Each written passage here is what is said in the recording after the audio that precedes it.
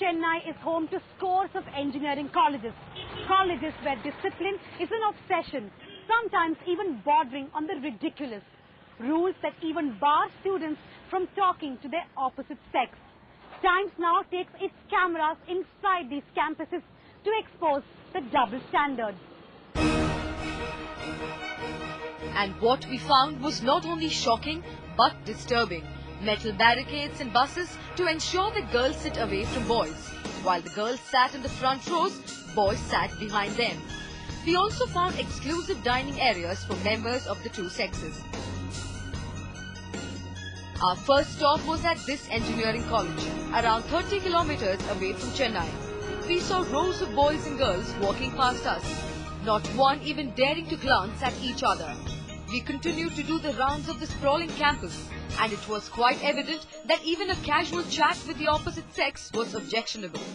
And in case a student is even tempted, then these men, who are called the squad, men hired by college managements to enforce discipline, will make sure you steer away from it.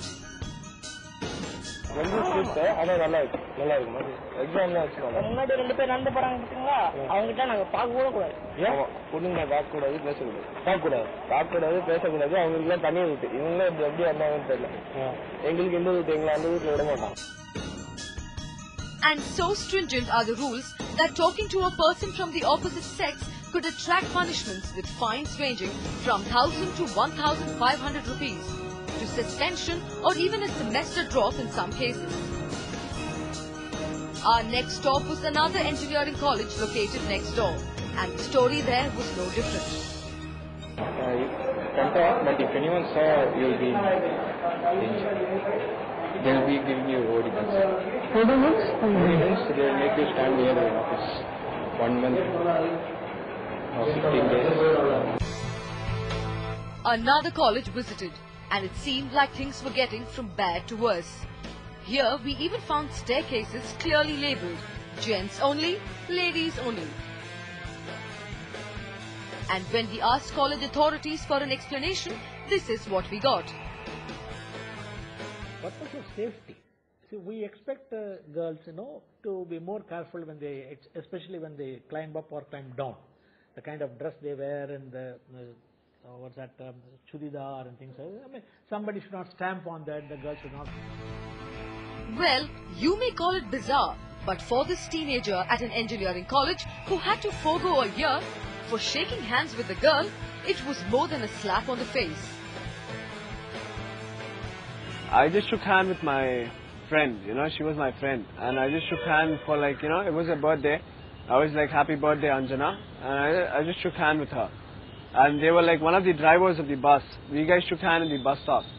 So one of the drivers just saw us and they were like, you guys shook hand, and he went and complained to the director. I got suspended for 1.5 months, almost 1.5 months, that's like some 40 days or something.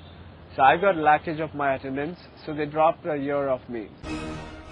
While such incidents are shocking, for the self-proclaimed moral police, it is a way of life. In particular in Tamil Nadu culture, almost all, this is for the education time totally. In the classroom interaction is there, discussion is there. That is outside of the class, no interaction. What started off as a one-off case of imposing discipline in some colleges has spread like wildfire across deemed universities in and around Chennai, where rules are regressive and innocent students are at the receiving end. With no uniform codes binding them, the deemed universities are on a spree making their own laws. The real crux of the problem is that though they have been criticized and many students have rebelled, no one with any real authority has ever said enough is enough. With camera person R. Vishal in Chennai, Dhanya Rajendran for Times Now.